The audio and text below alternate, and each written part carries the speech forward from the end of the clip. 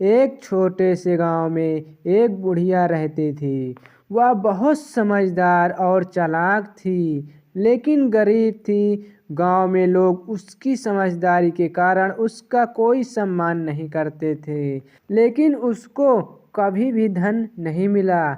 एक दिन गांव में एक व्यापारी आया जिसने बहुत सारा सोना और चांदी अपने साथ लाया था। व्यापारी ने गांव के बाहर एक बड़ा मेला लगाया और वहां अपने सामान बेचने की योजना बनाई। जब व्यापारी ने गांव में अपनी दुकान खोली तो बुढ़िया ने सोचा यह अच्छा मौका है। उसने व्यापारी से मिलने का मन बनाया और अपनी छोटी सी झोपड़ी से निकला और व्यापारी के पास गई। व्यापारी ने बुढ़िया को देखकर उसका बहुत मजाक उड़ाया और कहा, तुम तो बहुत बूढ़ी हो, क्या तुम सोने की चिट्ठी लेकर आओगी? बुढ़िया मुस्कुराई और बोली, मैं सोने का कोई चिट्ठी नहीं लाई, लेकिन तुम्हारे पास जो सोना है वह मुझे बहुत आकर्षित कर रहा है।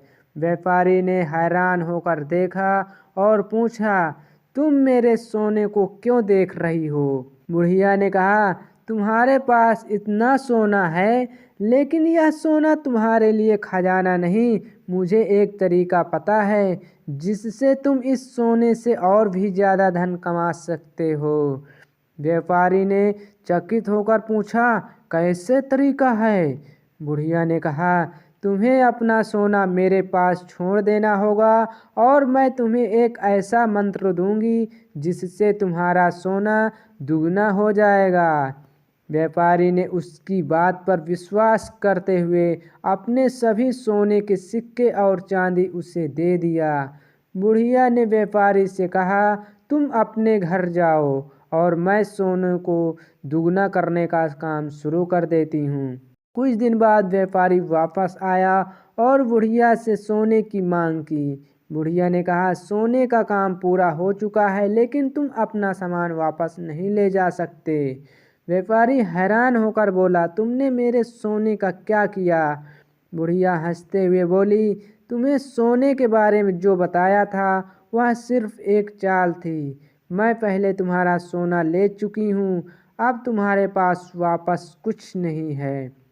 व्यापारी को समझ में आ गया, उसने एक चालाक बुढ़िया को धोखा देने की कोशिश की थी, लेकिन वह खुद धोखा खा गया। उसने बुढ़िया से सोने की वापसी की कोई उम्मीद नहीं की और समझ गया कि उसे अपनी मूर्खता का भुगतान करना पड़ा। इस प्रकार बुढ़िया ने अपनी चालाकी से व्यापारी को न केवल धोखा दिया, बल्कि अपने लिए समृद्धि भी प्राप्त कर ले। इस कहानी से हमें यह शिक्षा मिलती है, कभी भी किसी की चालाकी को कम आंकना नहीं चाहिए। यदि वीडियो अच्छी लगे, चैनल को सब्सक्राइब जरूर करें।